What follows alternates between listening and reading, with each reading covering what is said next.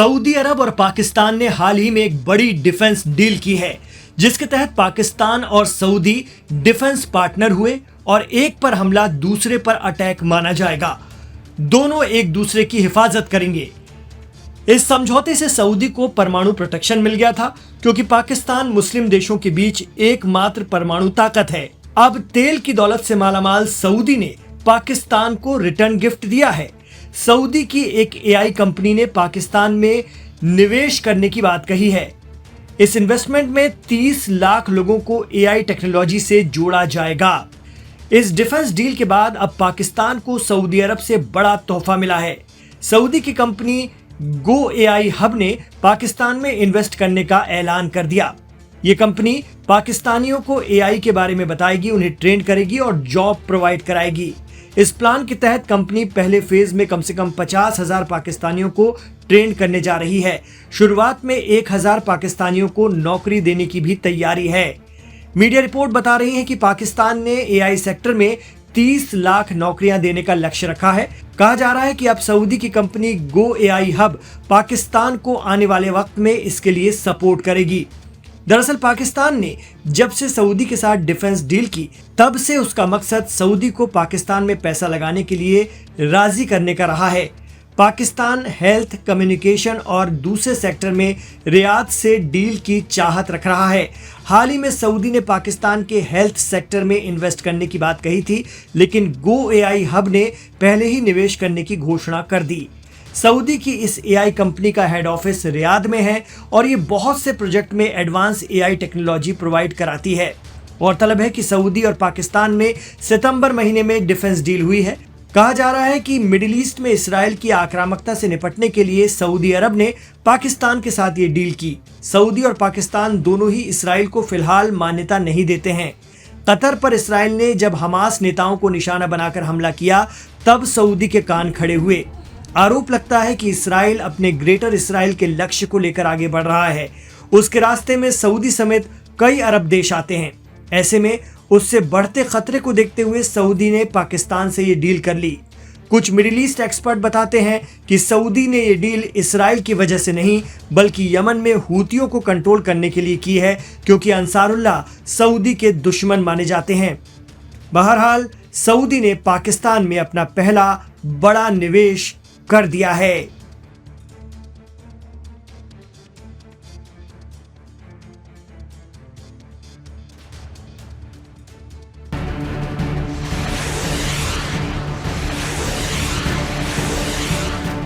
गजा पर इसराइल के हमले को अब पूरे 2 साल बीत चुके हैं और इन 2 सालों ने न सिर्फ मध्य पूर्व बल्कि पूरी दुनिया को हिला कर रख दिया।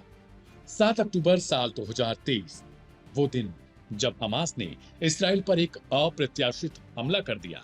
उस हमले में करीब 1200 लोग मारे गए और 250 से ज्यादा को बंधक बना लिया गया। लेकिन जो उसके बाद हुआ वो इतिहास के सबसे लंबे और सबसे खून खराबे वाले युद्धों में से एक बन गया। अब 2 साल बाद इसराइल ने पहली बार अपने युद्ध के वास्तविक नुकसान का संकेत दिया है। रॉयटर और गार्जियन की रिपोर्ट के मुताबिक इस युद्ध में इसराइल को मानवीय और सैन्य दोनों स्तरों पर भारी क्षति उठानी पड़ी। 1000 से ज्यादा सैनिक मारे गए, हजारों घायल हुए और अरबों डॉलर का रक्षा बजट खर्च हो चुका है। हालांकि इसराइल की आधिकारिक रिपोर्ट्स अभी भी सीमित जानकारी देती हैं। कई विश्लेषकों का कहना है कि ये आंकड़े राजनीतिक रूप से संपादित हो सकते हैं, यानी असली कीमत शायद उससे भी कहीं ज्यादा जितनी दिखाई जा रही है। दूसरी ओर गजा में हालात विनाशकारी हो चुके हैं। फिलिस्तीनी स्वास्थ्य मंत्रालय के मुताबिक अब तक 66,000 से अधिक लोग मारे जा चुके हैं। 2.3 मिलियन की आबादी में से ज्यादातर विस्थापित हो गए। घर, अस्पताल, मस्जिदें सब मलबे में बदल गए। एपी की ताजा रिपोर्ट्स बताती हैं, फोटोज दिखाते हैं कि गजा के बड़े हिस्से में अब कोई बस्ती नहीं बची, सिर्फ राख और खालीपन।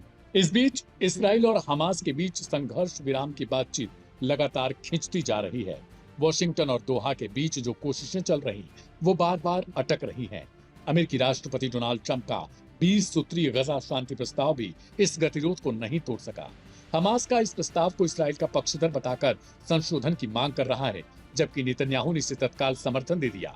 ट्रंप ने हमास को 3 से 4 दिन का अल्टीमेटम दिया था। इस बीच हमास इसके लिए तैयार भी हो गया, लेकिन गजा में हमले बढ़ गए और नेतन्याहू ने खुद कबूल कर लिया कि गजा में हमले नहीं बंद होंगे। उन्होंने यहां तक दावा किया कि राष्ट्रपति ट्रंप का उन्हें समर्थन भी है। रूस और मिस्र जैसे देश भी अब सक्रिय भूमिका में हैं। काहिरा ने बड़ी चेतावनी दी कि अगर हमास ने समझौता नहीं किया तो युद्ध और भड़क जाएगा। मिस्र के विदेश मंत्री ने कहा, अब यह सिर्फ प्रतिरोध नहीं बल्कि जातीय सफाया बन गया, बस बहुत हो गया। वहीं मॉस्को ने 2 राज्य समाधान की फिर से वकालत कर डाली और कहा कि बिना स्वतंत्र फिलिस्तीनी राष्ट्र के कोई स्थायी शांति संभव नहीं। दूसरी ओर हमास के अंदर भी असमंजस है। एक धड़ा मानता है कि अंतर्राष्ट्रीय दबाव में कुछ रियायत देनी चाहिए, जबकि दूसरा कह रहा है हथियार डालना, आत्मसमर्पण देना, डिसआर्म करना यानी निरस्त्रीकरण की शर्त को हमास ने खुद से जान देने वाला कदम बताया। उनका कहना है कि बिना स्पष्ट रोड मैप के हथियार छोड़ना उनके प्रतिरोध की पहचान को खत्म कर सकता है। इधर इस्राएल की सेना अब भी गजा में सीमित अभियान चला रही है।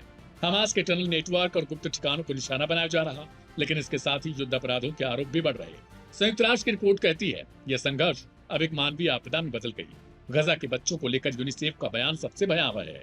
यह दुनिया का सबसे बड़ा बच्चों का कब्रिस्तान बन गया और अब जब युद्ध अपने तीसरे साल में दाखिल हो गया तो सवाल सिर्फ इतना, क्या यह विनाश रुक सकेगा या फिर संघर्ष आने वाले सालों में और बढ़ेगा।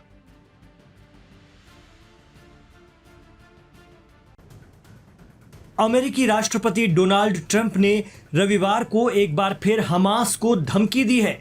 उन्होंने अपने 20 सूत्रीय प्रस्ताव की निर्धारित समय सीमा खत्म होने से ठीक पहले हमास को कड़ी चेतावनी दी कि यदि वो उनकी शांति योजना के अनुसार गजा में अपनी सत्ता और नियंत्रण त्यागने को तैयार नहीं होता तो उसे पूरी तरह खत्म कर दिया जाएगा। ये धमकी समय सीमा के अंत के केवल 12 घंटे पहले जारी की गई। शनिवार को CNN को दिए साक्षात्कार में ट्रंप से पूछा गया था कि क्या इसराइल के प्रधानमंत्री बेंजामिन नेतन्याहू गजा में बमबारी रोकने के पक्ष में हैं और क्या वो अमेरिका के साथ व्यापक शांति प्रस्तावों का समर्थन करते हैं, तो ट्रंप ने कहा हाँ वो करते हैं। रविवार को प्रसारित इंटरव्यू में ट्रंप ने कहा कि उन्हें शीघ्र ही पता चल जाएगा कि हमास वास्तव में शांति के लिए कितना प्रतिबद्ध है। शुक्रवार को ट्रंप ने गजा के लिए सशस्त्र संघर्ष का दावा करने वाले हमास को रविवार शाम 6 बजे तक इसराइल के साथ शांति समझौता करने का आदेश दिया था और चेतावनी भी दी थी कि असफल रहने पर परिणाम भयावह होंगे। उन्होंने साफ किया कि हमास को उनकी शांति योजना स्वीकार करने, इस्राएली बंधकों को रिहा करने और संघर्ष खत्म करने का ये अंतिम और आखिरी अवसर है।